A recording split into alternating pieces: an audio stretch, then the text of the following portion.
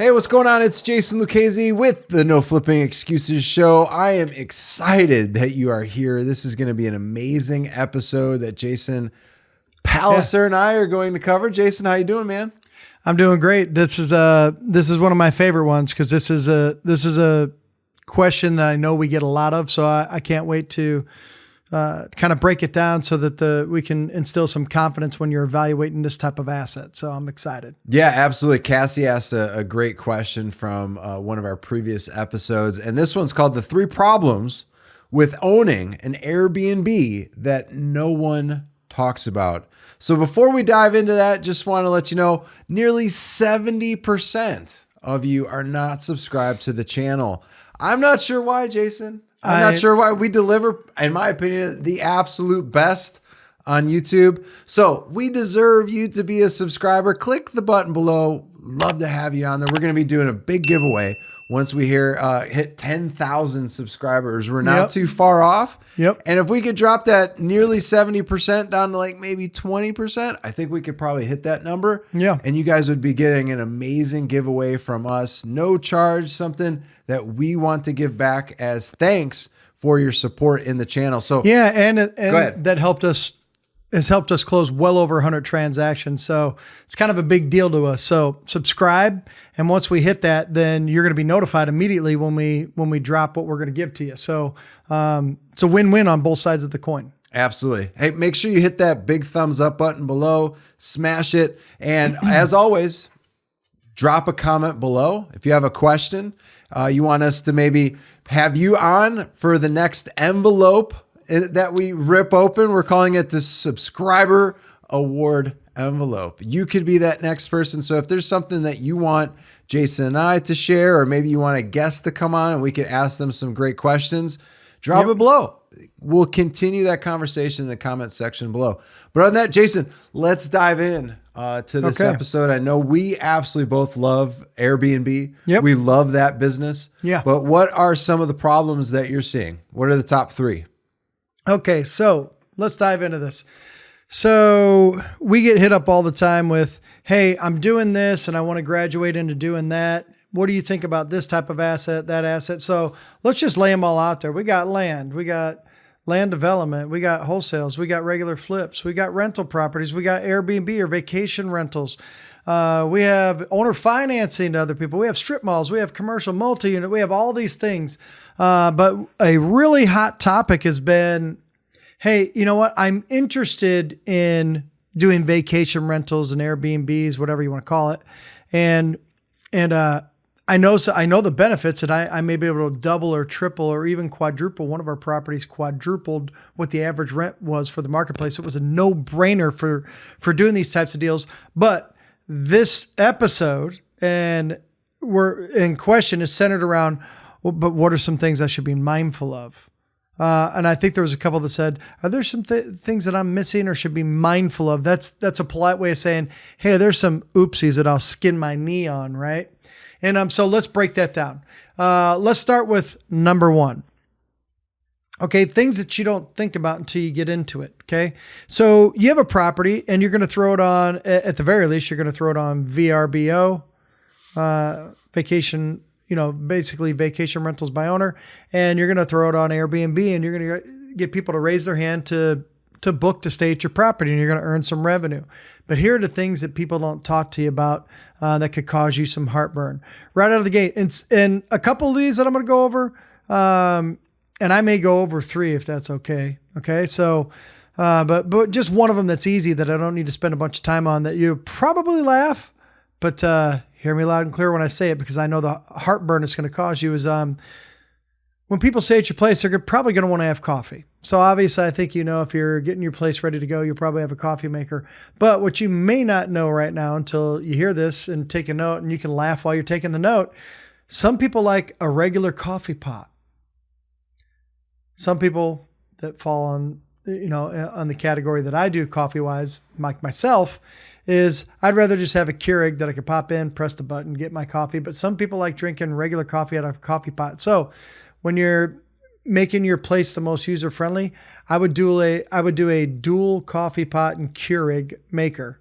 You can get one from Walmart, probably $120, $130, probably cost you an extra $20 or $30 over a regular coffee pot versus, or a Keurig.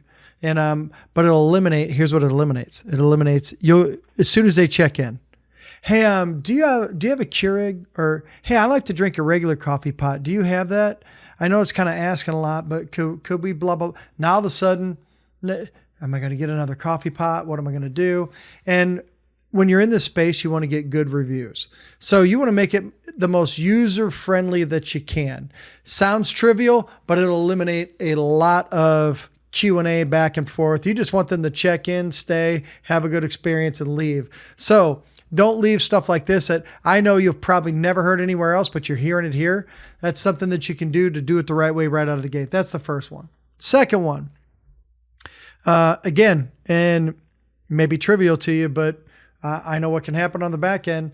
You're going to have, when you do your Airbnb, you're going to have a supplies closet. Okay.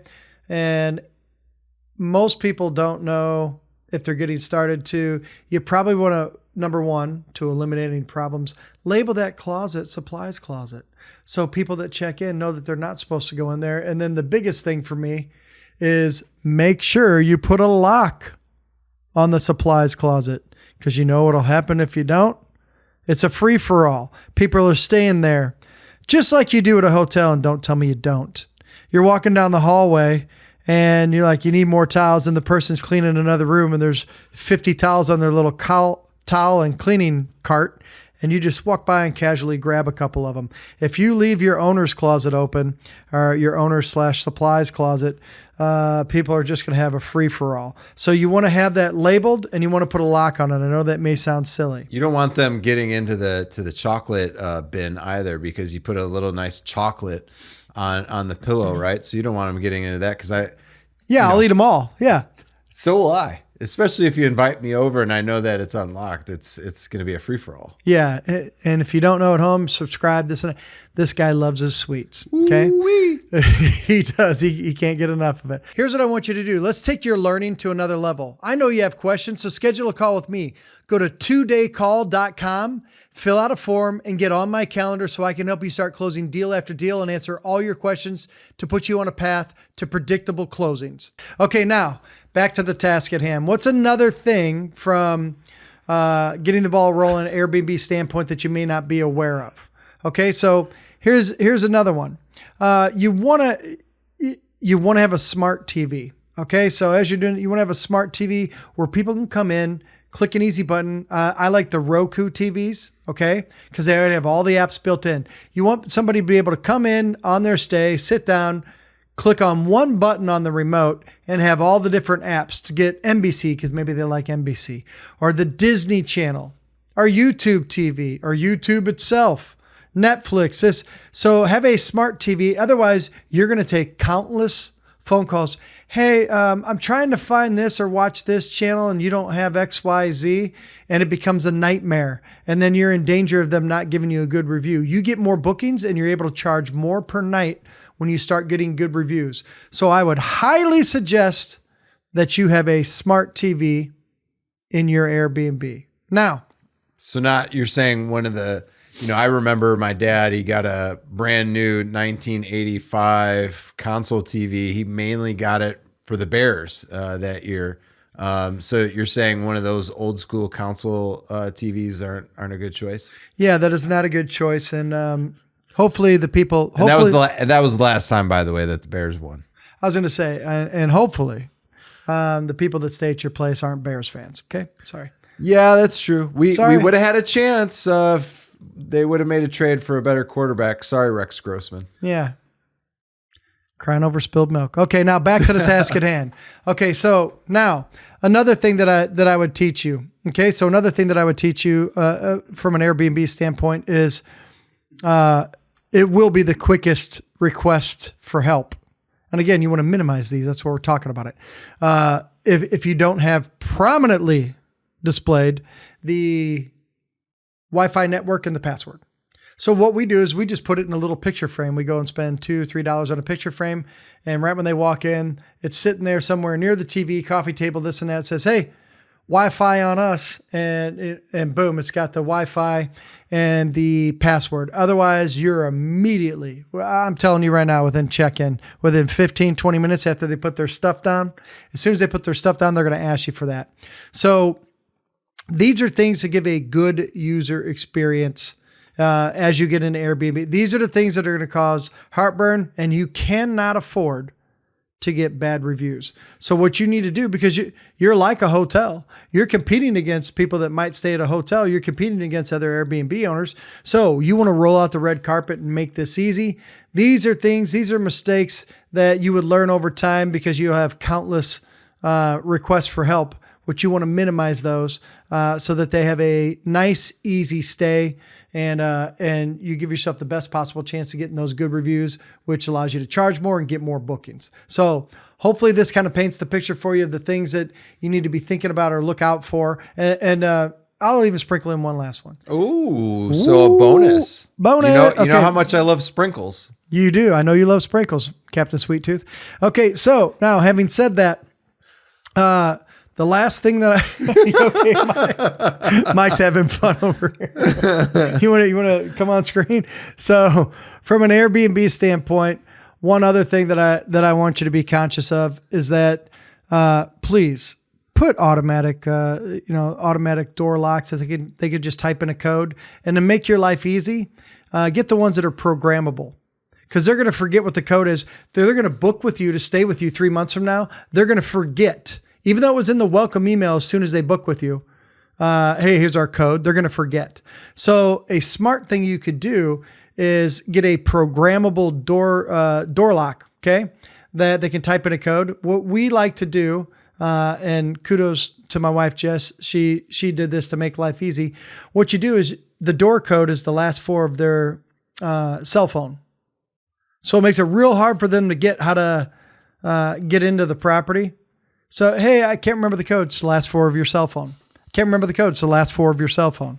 Makes it easy. You want to make this experience good for the guests and make it easy, and make it easy on yourself as well. So that's an extra little bonus tip. That's amazing. That could be the big difference there in getting a good review. And obviously the business is built on reviews.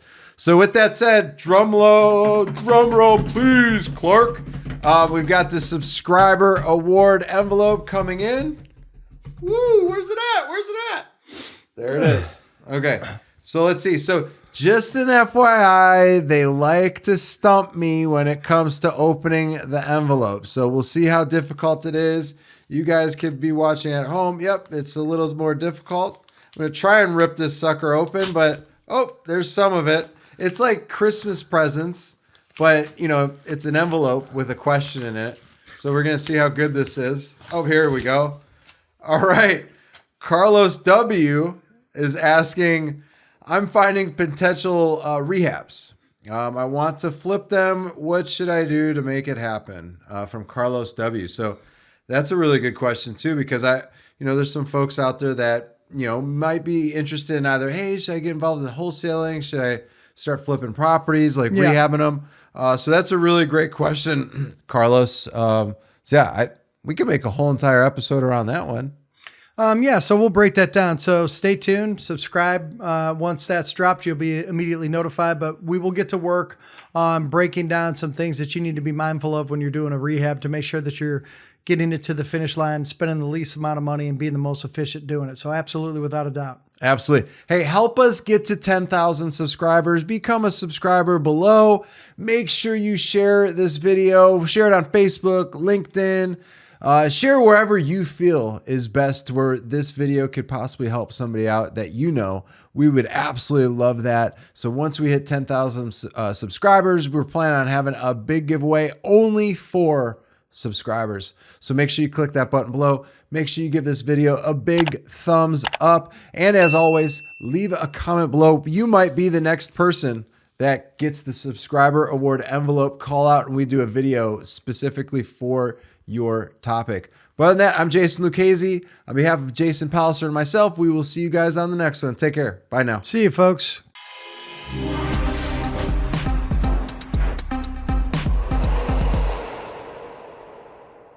Hey, while you're learning, stop for a second and get the book, The Art of Flipping Deals. Here's how easy it is. Just go to the website, theflippingbook.com, and what you're going to have is an instant download on how we flip deal after deal after deal with predictability that others can't find.